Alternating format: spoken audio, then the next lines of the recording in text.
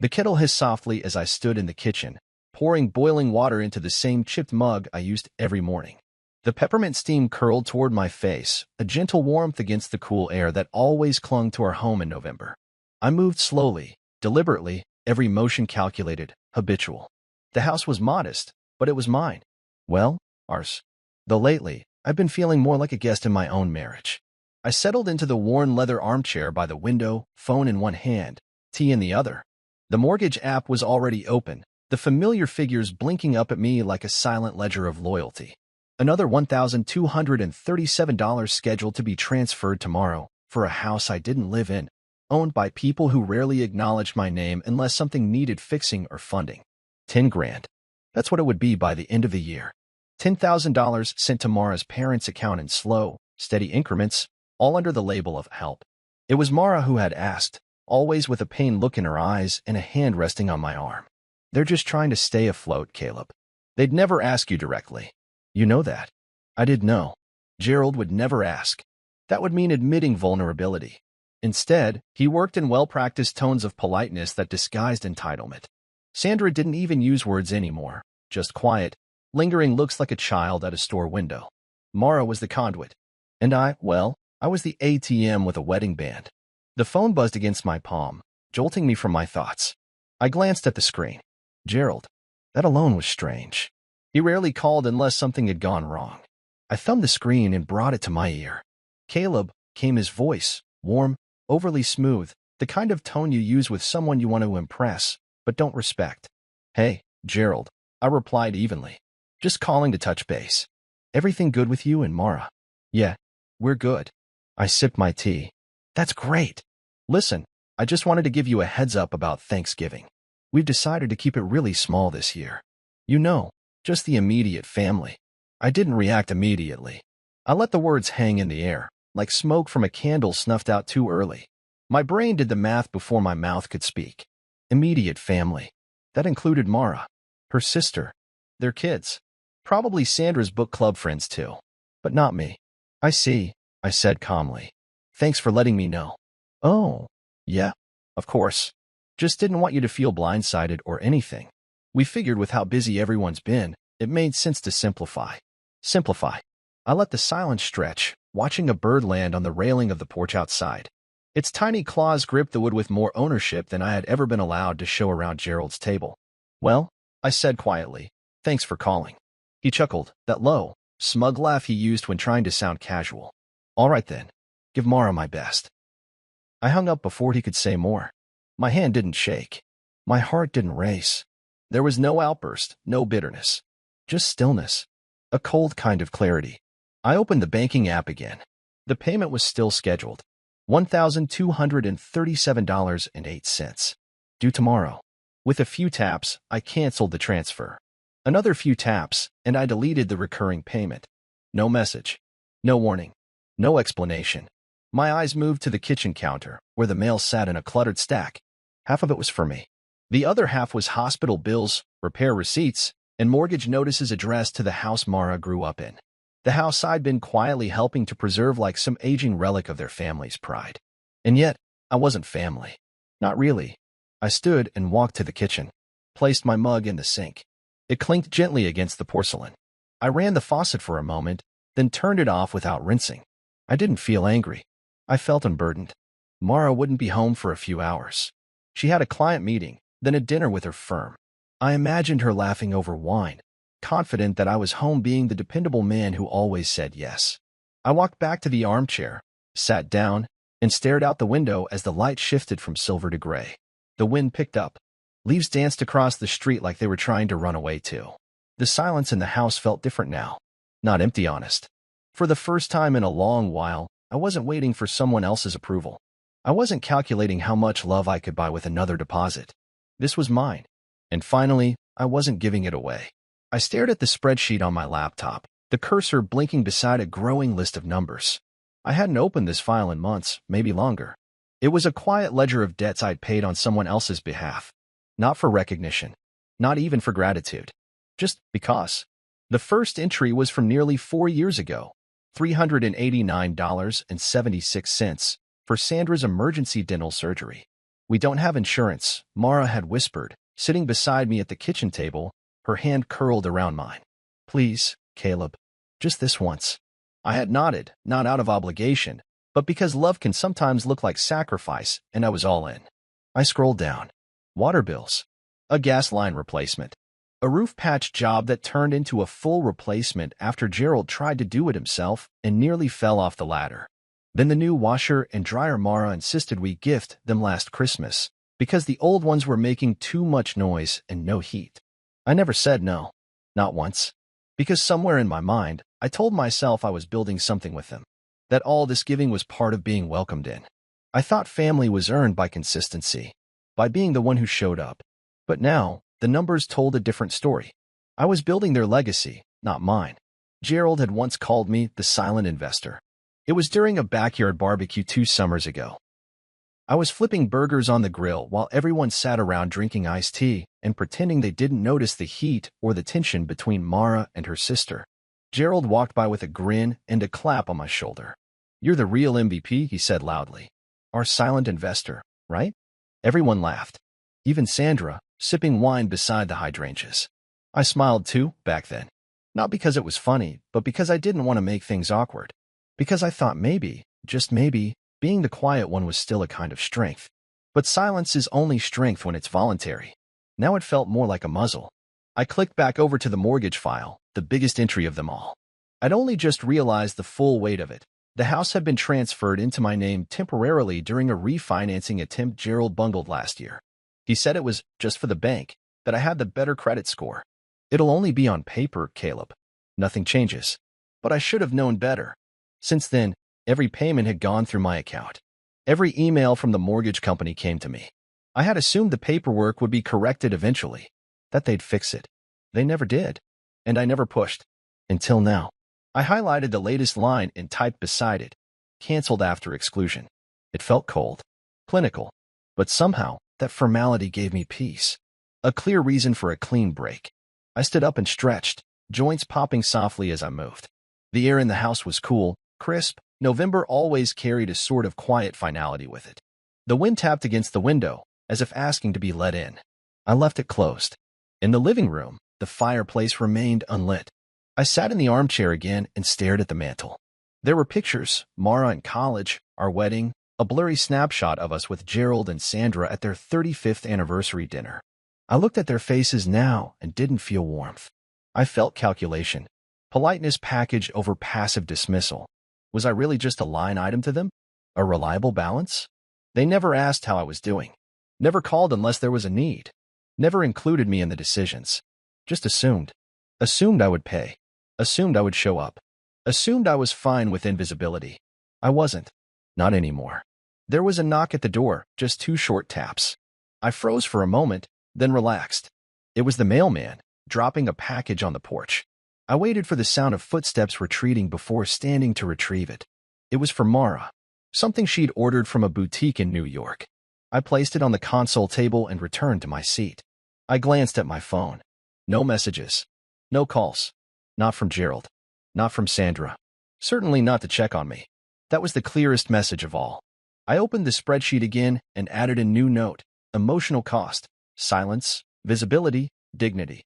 Then, I saved the file. I wasn't angry. I wasn't bitter. I was just aware. There's a cost to everything, even generosity, and I had paid in full, but not anymore. The snow came earlier than expected. Thick flakes floated like ash outside the window, layering the porch, the steps, the world. I watched it in silence, the mug of lukewarm coffee resting untouched in my hands. It was the kind of snow that stuck, that silenced the streets, that made everything feel like it had paused. Outside, the world was blanketed in white. Inside, it was just me and the quiet. I hadn't responded to Sandra's text. I didn't need to. It had come in just after midnight, one of those messages you send when guilt keeps you awake.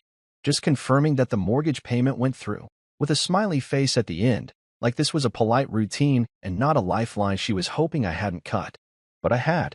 And now the silence that followed was more revealing than any apology would have been. I took another sip and leaned back into the chair. The cushion had molded to my frame after years of use, like it knew my shape better than the people I'd been giving myself to. I watched the snow fall over the roof of the house across the street, the house I had nothing to do with. Unlike the one I'd been bankrolling for years. The difference, of course, was that this house, mine, was paid with effort and principle. Theirs had been subsidized by my goodwill, now revoked. My phone buzzed again. I didn't reach for it. I knew what it would say, more questions disguised as concern, more requests wrapped in politeness. Sandra had always been good at that. Quiet, careful, conflict avoidant.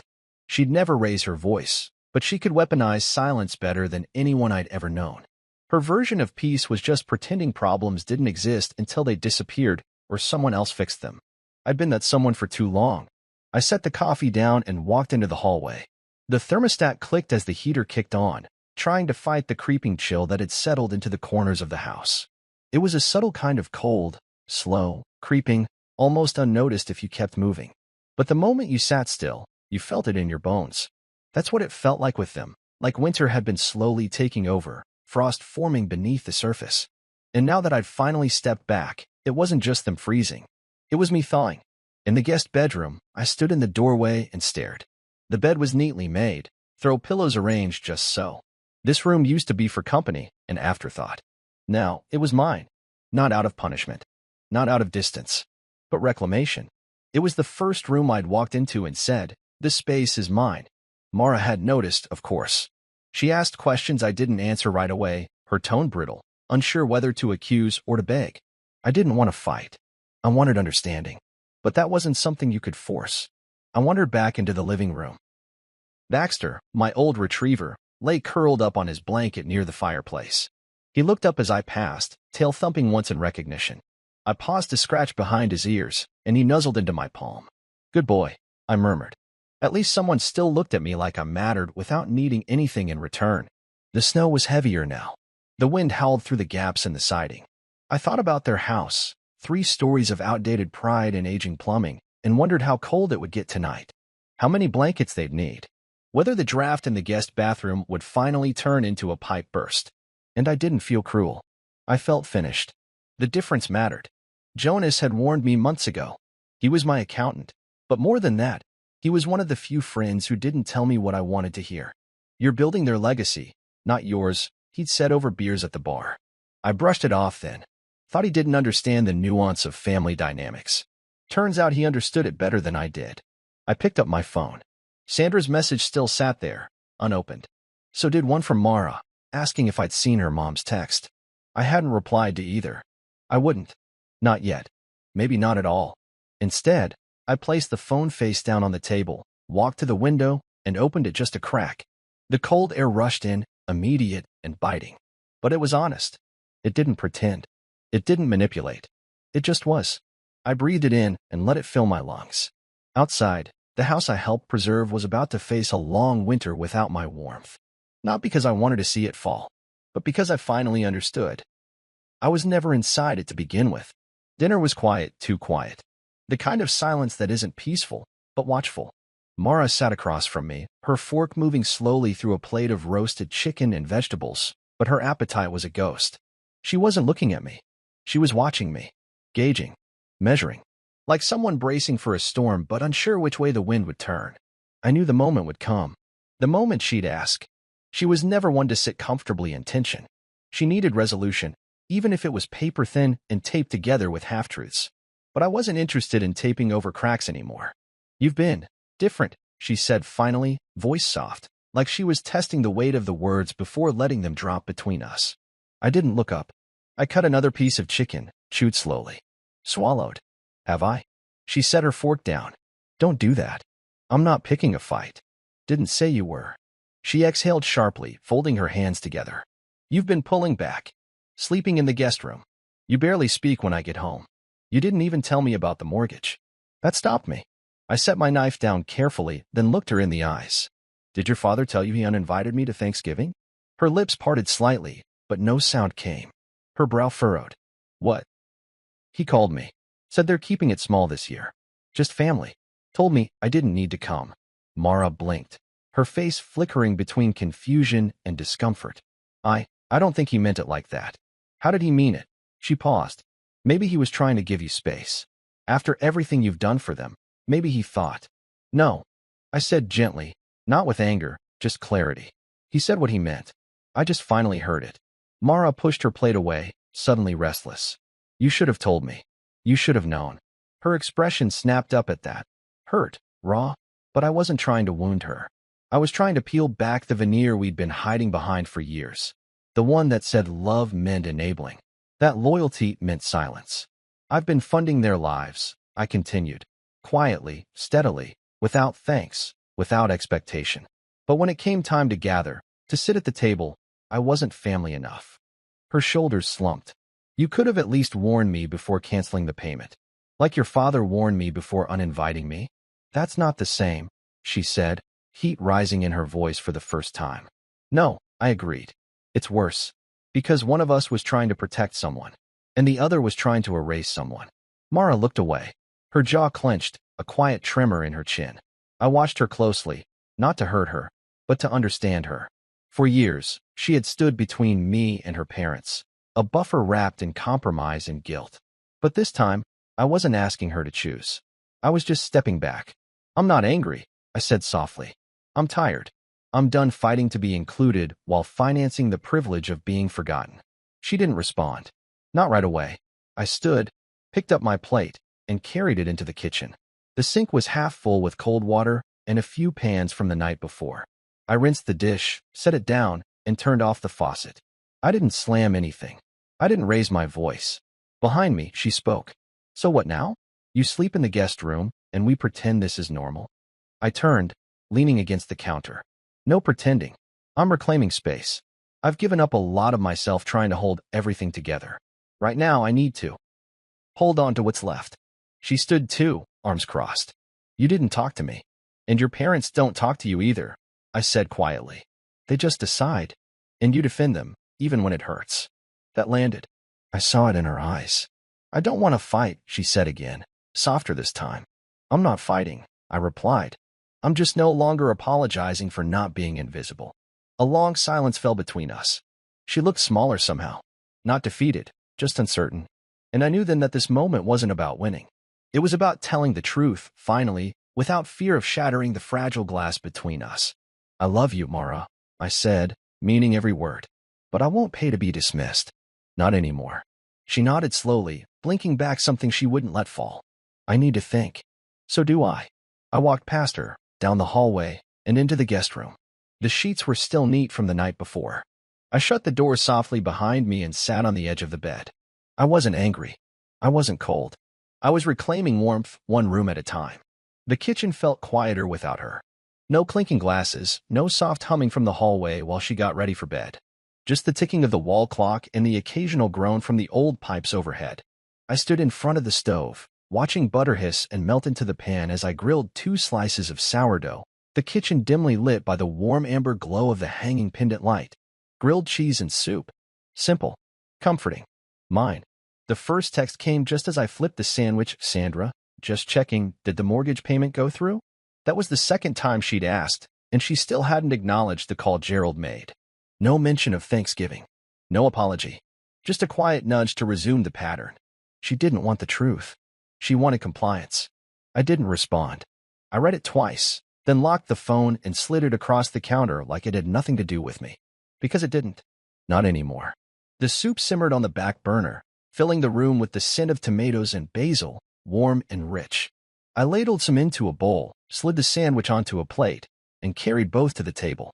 For the first time in years, I was feeding myself not out of routine, but out of choice. It felt good.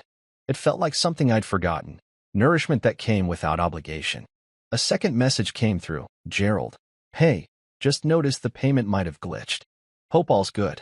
Call me when you get a sec. That fake calm, the forced friendliness.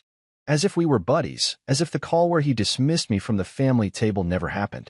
As if he could reset the game by pretending the rules were still in his favor. I didn't answer. I dipped the sandwich into the soup, took a bite, and let the warmth settle in. There was something deeply satisfying about this meal, something earned. It wasn't elaborate. It wasn't for show. It was real. It was enough. The phone buzzed again. I ignored it. But then the door creaked softly, and Mara stepped in. Her eyes were tired, rimmed with something like regret. She looked at the plate in front of me and then at the unused second bowl still drying in the rack beside the sink. "You didn't make me any?" she asked, almost gently. I looked up at her. "I wasn't sure you'd be eating with me." She pulled out a chair, but didn't sit. "They've been texting me too, asking what's going on." "And what did you say?" I told them I didn't know, that I'd talk to you. I nodded slowly. "That's fair." She hesitated, then asked, "Why didn't you just tell them?" I wiped my hands with a napkin and leaned back in my chair. "Because I wanted to see what they'd do when I stopped doing everything." And what they did was exactly what I expected. They didn't reach out because they cared. They reached out because the money stopped. She flinched at that, not because it wasn't true, but because she couldn't deny it. "I'm not trying to punish anyone, Mara," I said, softer now. "I just stopped pretending this was normal. I stopped pretending that being good to people who don't see me is love." She sat down, finally, folding her hands in front of her. "They don't know how to handle this." "I'm not sure they ever tried," I replied. She didn't argue, and that silence told me more than any defense she could have made. The phone buzzed again. I didn't need to check to know it was them. A part of me wondered if Sandra had ever looked at her phone with anxiety before, if she had ever sat by, wondering if the person on the other end was going to give her grace or cold distance. Probably not. She always sent out needs like smoke signals and trusted I'd see the fire. Mara's voice broke the silence. "They're scared." I looked at her. So was I, scared of speaking up. Scared that the second I stopped giving, I'd stop being valuable. "You're not just valuable because of what you give. Maybe not to you," I said gently. "But to them, I'm just the bridge they walk across, never thinking about who built it or how much weight it carries." She bit her lip, her eyes glossy now. "And me? You're caught in the middle," I said. "But I can't stand in that spot anymore. I can't stretch myself to keep everyone else warm while I'm freezing." Outside, the wind howled against the window pane. Inside, the heat from the soup and the sandwich lingered in the air, a quiet defiance against the cold. I picked up my fork again. "I'm not angry, Mara, but I won't keep lighting fires in homes where I'm not even welcome through the door." She didn't reply. She just reached across the table, her fingers brushing mine. It wasn't forgiveness, but it was something. Thanksgiving morning arrived cold and unapologetic. The kind of cold that stung your skin the second you stepped outside, slicing through layers like it had a grudge. I stood by the front window, cradling a mug of black coffee, watching my breath fog the glass as I peered out into the gray-blue world. The sidewalk was iced over. Snow coated the rooftops like frosting gone stale. The power lines sagged under the weight of it all. Nature, it seemed, had no patience for illusions of comfort today. Mara came down the stairs dressed in a soft cream sweater, jeans tucked into boots, hair pulled back in a loose braid. She looked beautiful, familiar, and a little unsure. "I'm heading to my parents' now," she said carefully, testing my response the way one might test a patch of ice. I nodded once. "Drive slow. Roads are slick." She lingered, waiting for something more. Maybe for me to stop her, to offer a truce, or to ask her to stay. But I didn't. I couldn't. "Are you sure you don't want to come?" she asked, softer this time. I turned to face her fully. They made it clear who they wanted at the table. Her shoulders dropped a little, lips pressing into a tight line. "It's just going to be dinner. Quiet. Nothing dramatic." I nodded again. Even quieter without me. That one landed, but she didn't push. She just picked up her purse, gave a small, hopeful smile that didn't quite reach her eyes, and left. The door clicked shut. And for the first time on a holiday I'd once worked so hard to be part of, I felt relief. No performance. No polite conversation with Gerald that always dripped with condescension. No watching Sandra sip wine with that vaguely disappointed expression whenever I disagreed with her. No pretending I didn't notice the way they kept me on the edges of their family like a seasonal guest. Just me. And Baxter. The dog trotted over from his blanket near the radiator, tail wagging as if he, too, knew we dodged something uncomfortable. I leaned down and scratched behind his ears. "Happy Thanksgiving, buddy," I murmured. He sneezed in response. I tossed a couple logs into the fireplace and sparked it to life. The flames caught quickly, crackling into the quiet like applause. I settled into the armchair, wrapped in a wool blanket, and turned on the TV. Not a game, not the parade, just a documentary about the Arctic tundra, something slow and peaceful. It matched the tone of the day. My phone lit up on the coffee table. "Gerald, this isn't about money anymore. Call me." No greeting. No apology. Just that. It buzzed again, another call this time. I watched it ring until the screen dimmed. It wasn't about money? Then what was it about? Ego? Entitlement? Fear that the ATM had finally frozen over? They'd always believed that if they framed things in enough softness, enough passive words and careful tones, I wouldn't notice I was being drained. But I wasn't blind. I had simply chosen peace. Until peace started costing more than it gave. I silenced the phone completely and tucked it into the drawer beside the couch. Let the house ring. I walked to the kitchen, sliced some sweet potatoes, and tossed them in the oven with olive oil and cinnamon. Roasted vegetables and a simple turkey sandwich would be enough. No need for a 20-person spread when you weren't feeding expectation. Later, I poured myself a glass of cider and watched the flames from the couch. Baxter curled beside me. Outside, the weather had worsened. Power outage warnings flashed across the bottom of the TV screen. Ice storms in the county. Strong winds. Low visibility. It was the kind of night people told stories about, how the cold forced folks to reckon with the warmth they had or lacked. Somewhere across town, Mara was likely sitting in that big drafty house with candlelight flickering over strained conversations. I wondered if they'd mention me, if they'd pretend I was the one who disappeared, rather than the one who was told to stay away. I wondered if they'd bring up the mortgage or if they'd wait until Mara left the room to whisper about the inconvenience of my silence. I didn't hate them. I just didn't believe them anymore. Another log in the fire cracked loudly, sparking briefly. I smiled, not because I was happy, but because I was whole. For the first time in years, this holiday didn't feel like a performance. It felt like truth. And the truth, cold as it was, didn't require my apology. I got up, poured a second cup of cider, and stood by the window. Snow continued to fall, untouched, unbothered. It didn't ask for permission. It didn't care for approval. It just came. And stayed. It started with a text from Jonas. Just saw Gerald's house pop up on a pre-foreclosure listing. You okay? I reread the message 3 times. Not because I was surprised, but because it felt surreal to see it written out. All the whispered warnings, all the quiet warnings Jonas had given me over the years, now materialized in a single message. I set the phone down on the table and stared at the wall. Not in triumph. Not in glee. Just in silence. The kind that arises when a structure you've propped up for years finally collapses under its own weight. The house of cards had tipped, and not because I pushed, but because I stepped away from holding it steady. The first voicemail came that afternoon. Gerald, from a different number. Probably because I had stopped answering the one he usually used. His voice was taut, trying to mask panic with authority. Caleb, look, I'm not sure what's going on with the mortgage company, but we need to talk. There might be some kind of clerical error. Call me back. Click. I saved it but didn't respond. 2 hours later, another number. Sandra, this time. Her voice was quieter, thinner. She sounded like someone trying to hold herself together while the seams frayed beneath her. Hi, Caleb. I don't know what's happening. Gerald's trying to keep things calm, but the bank called. They're talking about delinquency. I didn't realize the payments had stopped. I thought maybe it was a glitch. I'm sorry. Please call us back. Click. I sat on the couch, phone in hand, those 2 voicemails sitting in my inbox like unopened letters from a past life. I didn't delete them. I filed them into a new folder I'd created for this moment, the end of pretending. By the time the 3rd voicemail came in, it was close to midnight. Gerald again. Angry now. The polished tone was gone. This is serious, Caleb. You think you can just back out and leave us hanging? You think we deserve this? You made a commitment. Click. He hadn't even finished the sentence. And that, somehow, said everything. A commitment. That's what he called it. As if I had signed a contract in blood, bound not by love but obligation. As if my silence all those years meant consent to be used.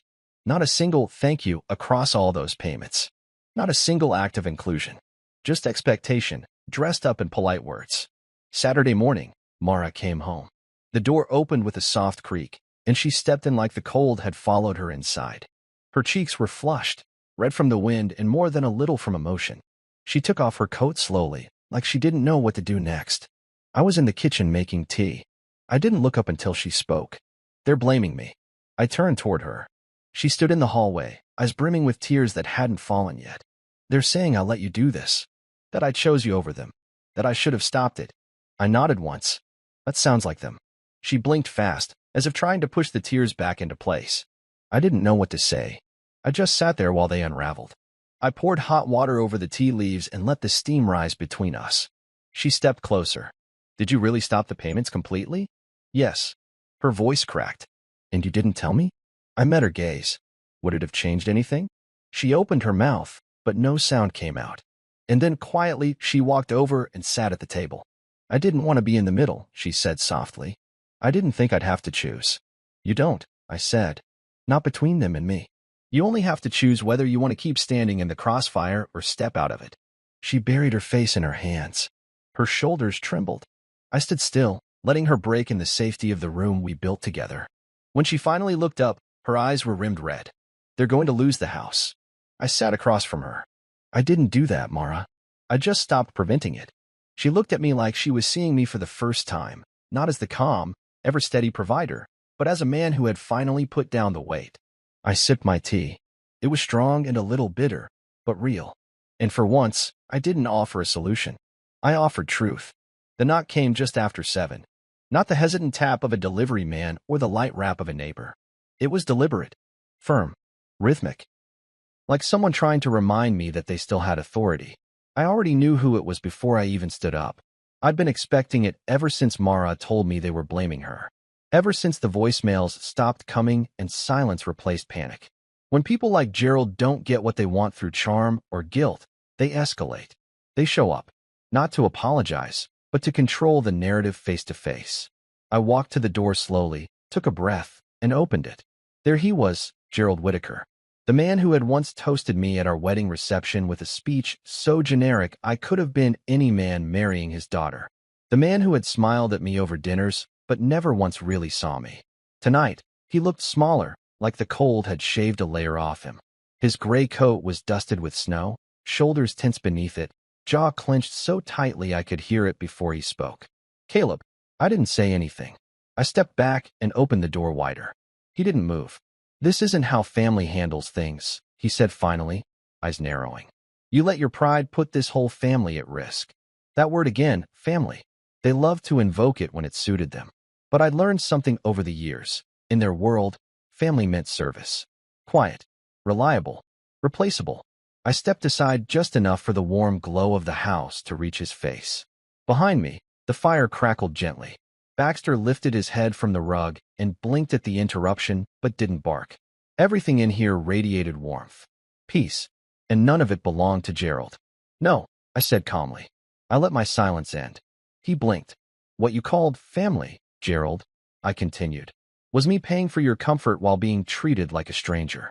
It was me covering your mortgage while being told I wasn't welcome at your table. He shifted uncomfortably. The snow was still falling behind him, swirling around the porch light like it couldn't wait to bury everything beneath it. I never meant. I cut him off with a slight shake of my head. Don't wrap this in polite language and pretend you didn't know exactly what you were doing. You made the decision. You drew the lines. I just stepped back far enough to see them clearly. His eyes hardened. So that's it. You're just going to let it fall apart. No, I replied. I just stopped being the one holding it up. He stepped forward, just a half inch. Sandra's devastated. She hasn't slept in days. Do you care about that at all? She never once asked how I was doing while I paid her bills, I said. She sent emojis and polite nudges to make sure the money came through. But she never called just to talk. Never asked if I was okay. And now that the payment stopped, she suddenly remembers my name. He exhaled sharply. You're punishing them. I stared at him. No, Gerald. I'm finally treating them the way they treated me. The wind picked up then, whistling past the corners of the porch. He looked at the house behind me, at the firelight, the framed photos on the wall, the soft hum of jazz playing from the kitchen speaker. And I saw something shift in his expression. Loss. Not just of money or security, but of control. For the first time, I wasn't asking to be included. I wasn't begging for a seat. I had created my own table, and I didn't need him at it. He shoved his hands into his coat pockets. You think this makes you better? No, I said. It just makes me free. A beat of silence passed between us, long and cold. He opened his mouth to speak again, then stopped. For once, there were no clever words. No condescension. Just a man standing in the snow, facing the house he used to count on but never valued. I stepped back and closed the door. Softly, firmly. No slam. No drama. Just the sound of a boundary being drawn and kept. Back inside, I exhaled and walked to the fireplace. Baxter wagged his tail once as I sat down beside him. The doorbell didn't ring again. Gerald had come to reclaim power. Instead, he left with the realization that it no longer lived here. I didn't hear the news from Mara. I heard it from Ruth. She called late in the afternoon, her number lighting up my phone like a surprise visitor at the gate. I hadn't spoken to her in over a year, not since the last family function where she quietly slipped me a plate of food and said, "You always seem like you're working twice as hard for half the thanks." Back then, it felt like a strange kindness. Now, it felt like prophecy. "Hey, Caleb," she said, her voice raspy but warm. "You got a minute?"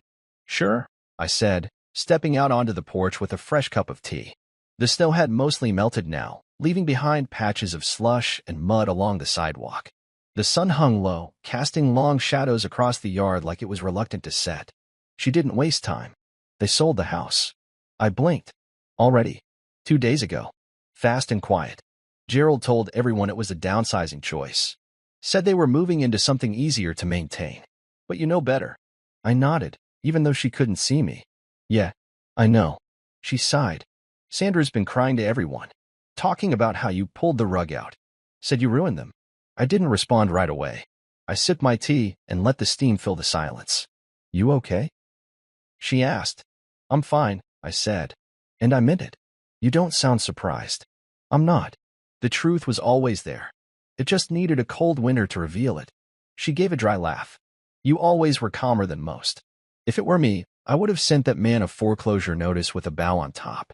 I chuckled quietly. "That's not my style." "No, it isn't," she said. Then, more softly, "But you were right, Caleb. You gave, and they never made room for you. I know what that's like." I knew she did. Ruth had been edged out of the family years ago, subtly, of course. Not through fights or accusations, but through the slow erosion of inclusion. She was too outspoken, too independent, too unwilling to conform to Gerald's idea of a harmonious household.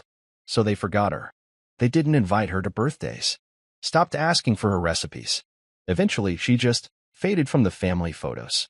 "Funny thing," I said, watching a bird hop across the wet fence line.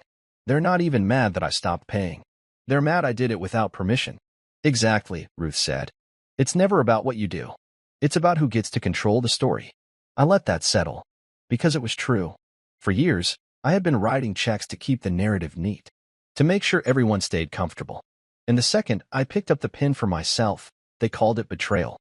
"Well," she added, "you've got one person out here who thinks you did the right thing." "Thank you," I said. "That means more than you know." After we hung up, I sat there a while longer, watching as the last patches of snow melted off the neighbor's roof. The icicles dripped like hourglasses, marking time in slow, measured drops. Something about it felt symbolic. The thaw always reveals what winter tried to hide. Later that evening, Mara came home. She looked different. Not broken. Not cold. Just grounded.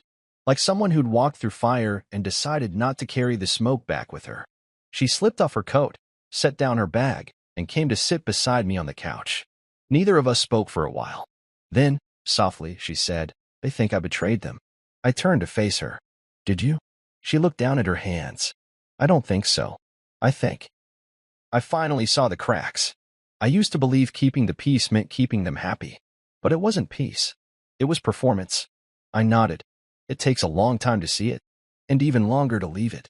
She leaned into me, resting her head against my shoulder. "I didn't stay with you to prove a point.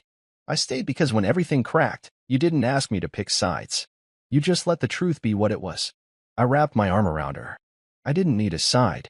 I just needed a place that felt real. She tilted her head up slightly. "You still want to be here? With you?" "Always." We sat like that for a while, the fireplace humming behind us, the walls of the house holding steady. Outside, the neighborhood lights blinked on, one by one, as the last of the daylight slipped away. Later, I checked my phone. One new voicemail. Sandra. Her voice was thin, worn, not angry, just tired.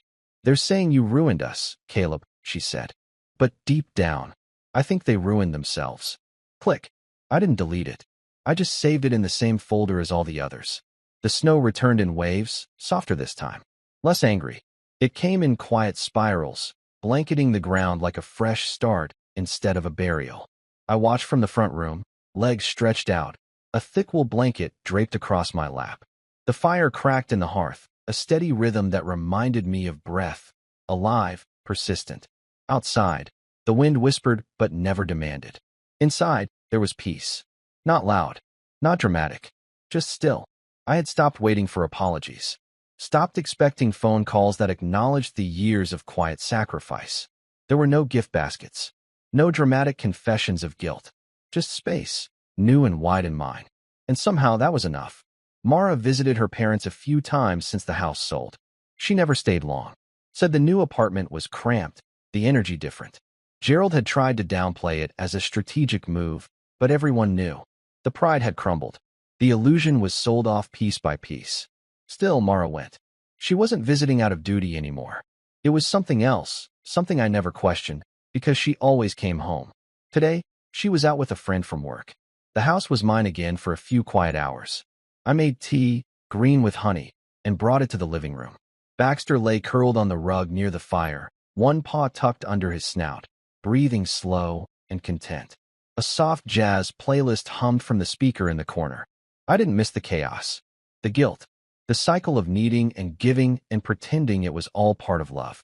I didn't miss Gerald's forced smiles or Sandra's carefully worded texts that always asked but never offered. I didn't miss being the invisible pillar. I missed nothing. I just breathed deeper, worked less, read more. I had picked up an old copy of Meditations by Marcus Aurelius and left it by the armchair. That was the thing about reclaiming time. You rediscovered the corners of yourself that had been shelved for the sake of others. As I sipped my tea, my phone buzzed on the side table. A voicemail. I wasn't expecting anyone, so I didn't rush to play it. I let it sit there, a small digital stone waiting to be turned over. 5 minutes passed. 10. Then I picked it up and hit play. Sandra. Her voice was quiet, strained, but not performative. Caleb, I just wanted to say I'm sorry. We were wrong. You didn't deserve that. Any of it.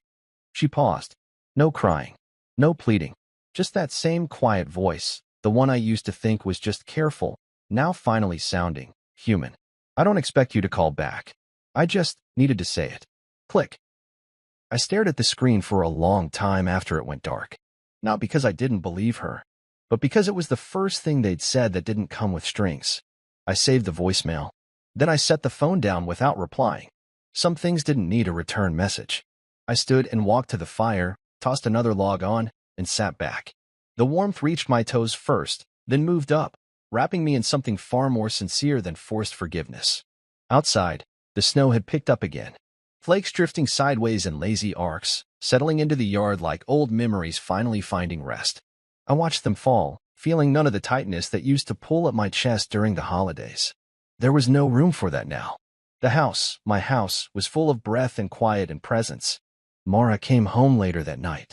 She stepped in, cheeks red from the cold, eyes soft when they found me still seated by the fire. She didn't say much, just walked over, kissed my temple, and curled into the couch beside me like she belonged there. She did. We sat like that, shoulder to shoulder, watching the flames flicker. I heard from Mom, she said after a long while. I know, I said. She glanced at me. You listened to it? I nodded. I saved it. But didn't respond? No. She nodded again, slowly. Good. We didn't talk about it after that. There was nothing left to dissect. No resentment. No plans to mend what was never whole to begin with. We had done enough talking. Enough bending. Now came the part where we lived without apology. She fell asleep beside me on the couch, head resting gently on my shoulder, her breathing steady. Baxter sighed and shifted near the fire. Outside, the wind moved through the trees, brushing the house in soft, invisible waves. And inside? Inside, it had never been warmer.